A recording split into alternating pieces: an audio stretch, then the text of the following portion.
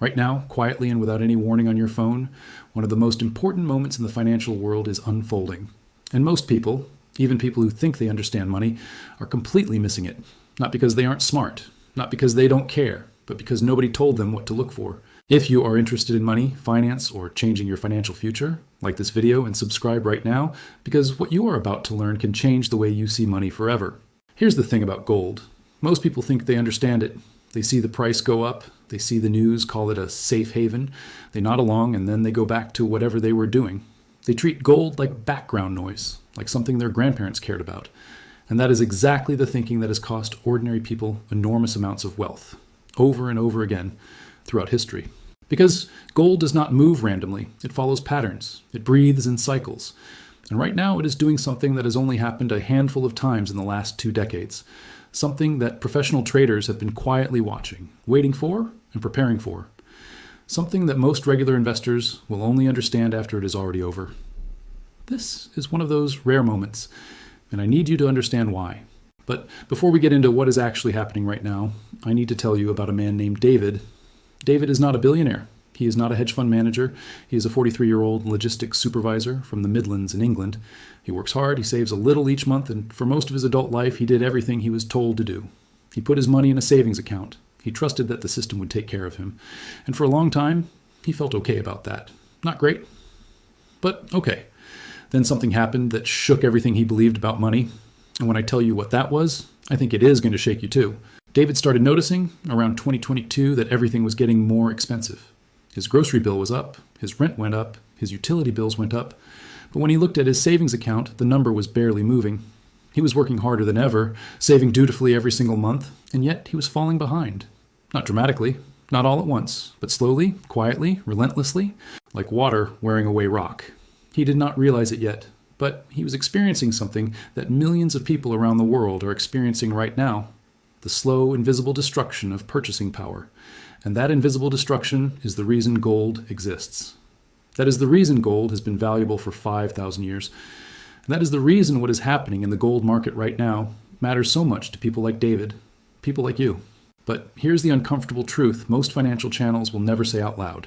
Owning gold is not enough. Buying gold at the wrong time for the wrong reasons, without understanding the cycle you are in, can be just as damaging as not owning it at all. And that is what this video is about. Let me explain what a washout actually means, because this word is going to come up again and again, and I want you to really feel it, not just hear it. In financial markets, a washout is a sharp, often painful drop in price that shakes out everyone who's holding a position for the wrong reasons. It is the market's way of cleaning house. It scares away the weak hands, the people who bought because of hype, because of headlines, because their coworker told them to. And it leaves behind only the people who truly understand what they own and why they own it. A washout does not mean an asset is broken. In fact, historically, washouts in gold have been some of the best buying opportunities ever recorded. But you have to know what you're looking at. You have to understand why the washout is happening, what it means for what comes next, and most importantly, whether the long-term story has changed or whether the short-term pain is just noise. And right now, after one of the most extraordinary gold rallies in modern history, we are seeing exactly that washout. The question is, what do you do with it? I will answer that. But first, I need to build the full picture for you, because if you do not understand the foundation, the answer will not mean anything to you. Let us go back to late 2022 and early 2023. The world was in a strange place. Interest rates were rising faster than they had in 40 years. The U.S. Federal Reserve was hiking aggressively, trying to crush inflation that had spiraled out of control. Conventional wisdom said very clearly that gold should have been struggling. Because when interest rates go up, the cost of holding gold, which pays no interest, no dividend, nothing, goes up too. Investors in theory should have been selling gold and rushing into bonds and savings accounts that were suddenly paying real returns. That is what the textbook said should happen. That is what most analysts predicted. And for a while it did. Gold dropped. People wrote it off. But then something strange started happening, something that most people missed entirely. Central banks, not regular investors, not retail traders, but the actual institutions that manage the reserves of entire nations, started buying gold at a pace that had not been seen in decades. In 2022, central banks bought more gold than in any year since 1967. Think about that number. 1967, that is before most of the people watching this video were born. And in 2023, they kept buying. Countries like China, India, Turkey, Poland. nations that had watched the US dollar be weaponized through sanctions, that had seen how quickly Western nations could freeze another country out of the global financial system. These nations decided, quietly but decisively, that they needed real assets, not promises, not digits on a screen, real, physical, nobody can take it away from you assets. And they chose gold. Now here is why that matters more than most people realize. When central banks buy, they buy in enormous size. They're not flipping in and out of positions. They're building long-term strategic reserves. They're not going to sell because of a bad week or a scary headline. Their buying creates a floor, a baseline of demand that does not disappear. And when you combine that institutional floor with everything else that started happening in 2024, you get the conditions for the kind of rally that gold actually produced. Because what happened in 2024 was remarkable. Gold crossed $2,000 an ounce, then $2,200, then $2,400, then $2,600. At one point, it was pushing toward $3,000. People who had ignored gold for years were suddenly paying attention. Headlines were breathless. Social media was full of posts about gold going to $5,000. And this is exactly where I need you to slow down and think carefully. Because this is where the story gets complicated. This is where the washout starts to make sense. When an asset goes from ignored to everywhere in the space of 18 months, something predictable happens. The people who bought early, the ones who understood the story, who did the research, who bought when nobody was excited, they are sitting on enormous gains. And when an asset is up that much, those people start thinking about taking some of those gains. They do not have to sell because they are scared. They sell because they are disciplined. Because every investor who is serious about what they do knows that at some point you have to harvest the profits from one thing to put them into the next thing. And when those large holders start selling, just trimming, just rebalancing, and new buyers who bought at the highs start getting nervous because the price is not going up anymore, you get exactly the kind of sharp, disorienting pullback that we are seeing right now. But this is where most people make the biggest mistake of their investing lives. Most people have a very specific emotional reaction to watching an asset they like drop in price. It does not matter how much research they did. It does not matter how solid the long-term case is. When the number goes down, the emotional brain takes over. And the emotional brain tells a very convincing story. It says, maybe I was wrong. It says, maybe this time is different. It says, maybe I should just wait until things calm down. And while you're waiting for things to calm down, you are often watching the very opportunity you were hoping for disappear right in front of you. Think about David again, our logistics supervisor from the Midlands. He had heard about gold. He had seen the headlines in 2024, but he kept waiting. He was going to buy when things were more certain. He was going to buy when the picture was clearer. He was going to buy when it felt safer. And what he did not understand, and what most people do not understand, is that when investing feels safe, it is usually because you have already missed most of the opportunity. The moment when it feels dangerous, uncomfortable, and unclear is almost always the moment when the real value exists. This is not a coincidence. This is how markets work. Markets are driven by fear and greed. And the people who accumulate real wealth over time are almost always the ones who learn to do the uncomfortable thing at the uncomfortable moment. And nobody talks about this part enough. So let me say it plainly. The reason most ordinary people do not build wealth through assets like gold is not because they could not afford it. It is not because they were not smart enough. It is because they were waiting for certainty that never comes. They were watching for the perfect signal that never arrives. And while they were waiting, the cycle moved without them. I have seen this pattern play out not once, not twice, but over and over again across different assets, different time periods, different countries.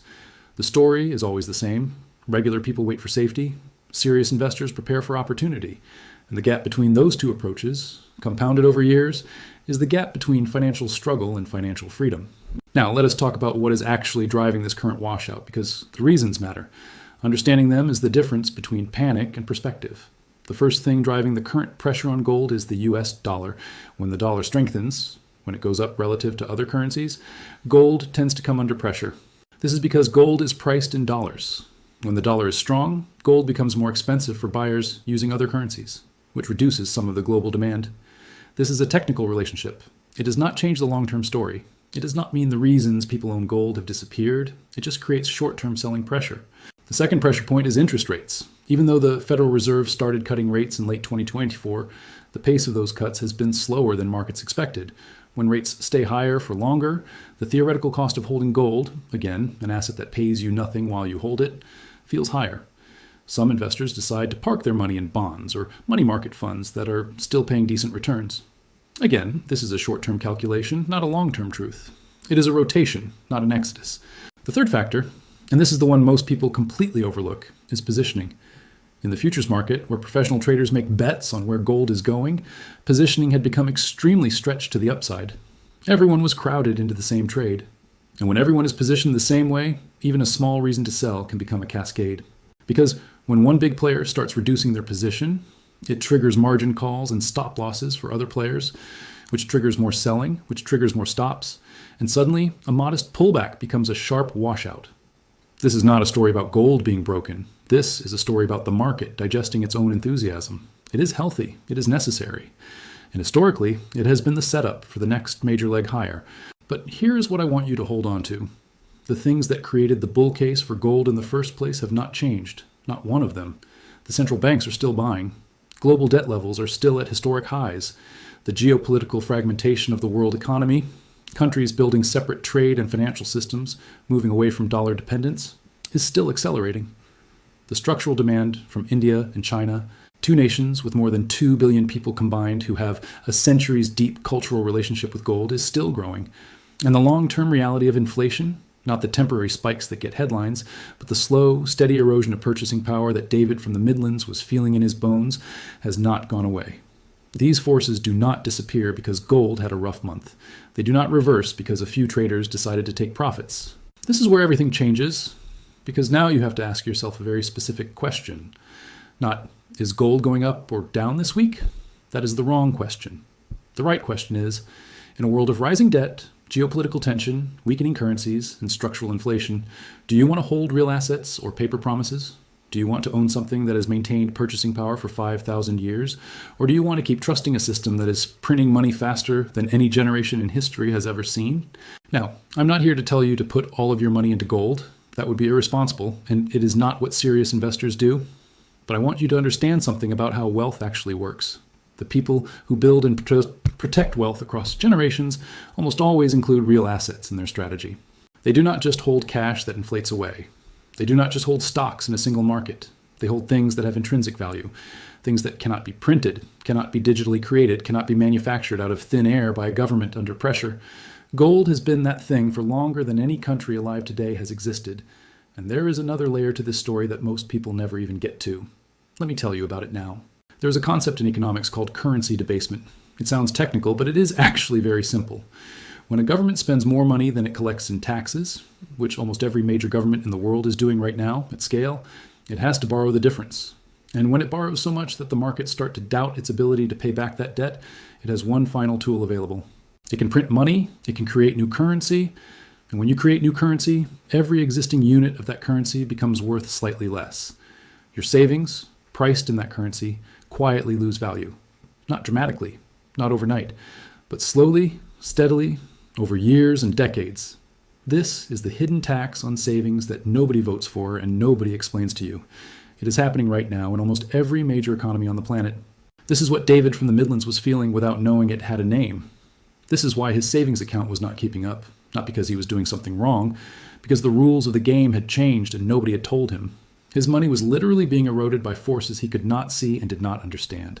Gold does not solve every problem, but gold has one extraordinary property that matters enormously in this environment. Its supply cannot be dramatically increased. Mining more gold is slow, expensive, and unpredictable. Nobody can press a button and create 1 billion new ounces of gold the way a central bank can press a button and create 1 trillion new dollars. That scarcity, that hard limit on supply, is what gives gold its purchasing power preservation quality over long periods. It is why a Roman soldier's daily wage in gold buys roughly the same things today that it bought 2,000 years ago. Paper currencies from Rome are worth nothing. The gold is still gold. I want you to sit with that for a moment, because it is one of the most quietly profound economic facts that exists. Now, let us come back to where we are right now. The washout is happening. The price has pulled back from its highs. Some people are panicking. Some people are calling for much deeper drops. Some are saying the gold bull market is over. And here is what I want you to understand about all of those voices. They were saying the same things in 2008 when gold pulled back before going on to hit all-time highs. They were saying the same things in 2012 when gold corrected sharply before the next phase of accumulation. They have been wrong at every major turn. And the reason they keep being wrong is that they are focused on the price and ignoring the fundamentals. They are watching the weather and ignoring the climate.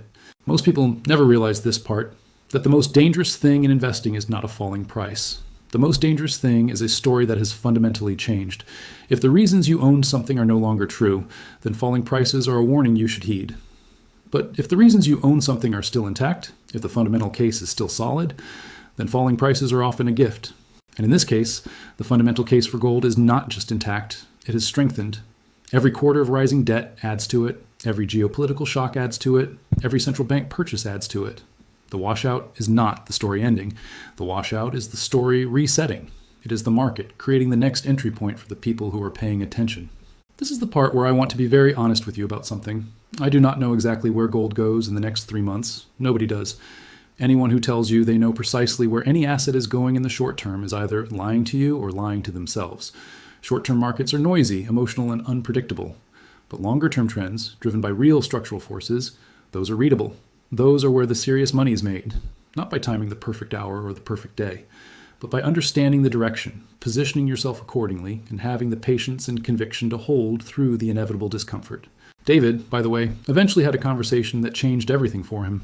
A colleague at work, someone who had been quietly building real assets for 20 years, not dramatically, not spectacularly, just steadily and consistently, sat down with him one afternoon and explained something simple. He said, "Your job is not to pick the perfect entry point. Your job is to make sure that 10 years from now, when you look back, you are on the right side of the big forces shaping the world. And the big forces right now are telling a very specific story. If you understand that story, the short-term noise becomes much less scary." That conversation was worth more to David than anything a savings account ever gave him, because it changed the framework. It moved him from reacting to prices to understanding forces. And that shift from reactive to structural thinking is the difference between a frustrated saver and a confident long-term investor. Let me bring this all together now, because I want you to leave this video with something real and actionable in your thinking, not just a feeling.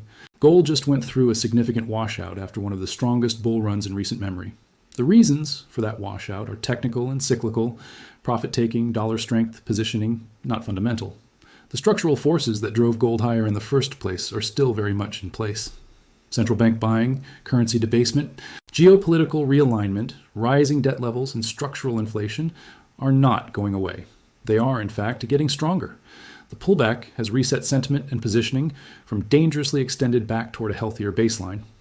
And historically, when gold goes through this kind of reset in the middle of a structural bull market, what tends to follow is a period of reaccumulation, and then the next move higher. None of this means you should blindly rush out and buy gold tomorrow. That is not the lesson. The lesson is broader and more important than any single trade. The lesson is that you need a framework for thinking about your money that is bigger than this week's headlines. You need to understand the structural forces shaping wealth over the next decade, not just the next quarter.